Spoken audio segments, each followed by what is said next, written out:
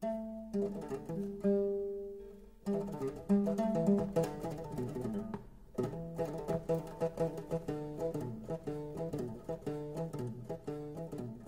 que faire? Il y a deux choses qui peuvent permettre de faire des avancées. La première chose, c'est qu'il y a un nouveau contexte international qui est très favorable et c'est une dynamique qu'on peut exploiter parce qu'aujourd'hui, au moins, au niveau de la communauté internationale, au niveau des décideurs nationaux, au niveau des partenaires au développement, il y a un consensus qui se dégage qui fait que l'agriculture et les questions de sécurité alimentaire reviennent au niveau de l'agenda international. On leur donne la place qu'il faut après cette marginalisation de 20 ans ou plus.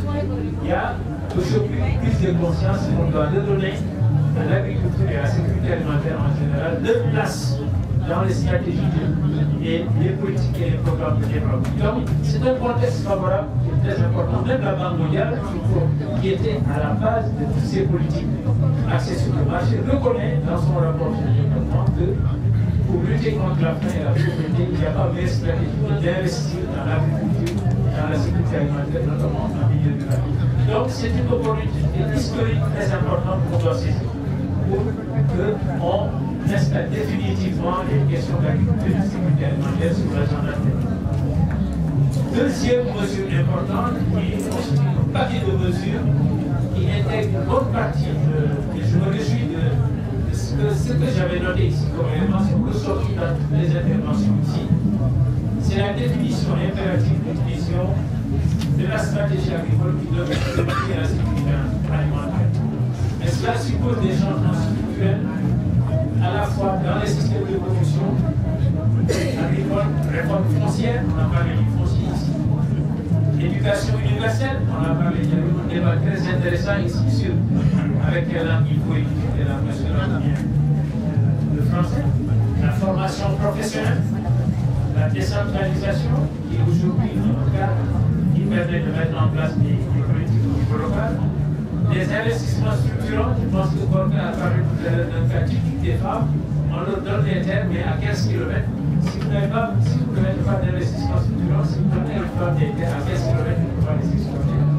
Les services publics efficaces, y compris la vulgarisation, la recherche agricole, les éléments de démocratie et de bonne gouvernance sont aussi de sorte. Parce que, comme beaucoup de participants l'ont dit ici, on ne peut pas arriver à être efficace si on n'adopte pas dans ces principes.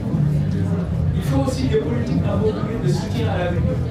Comme on l'a dit tout à l'heure, des investissements qui vont permettre à l'agriculture avec une chute vertigineuse pendant les 20 dernières années. Donc il faut que les engagements locaux qui sont venus signer au niveau africain, par exemple, dans le cadre de l'Union, les États demandent d'accroître le niveau de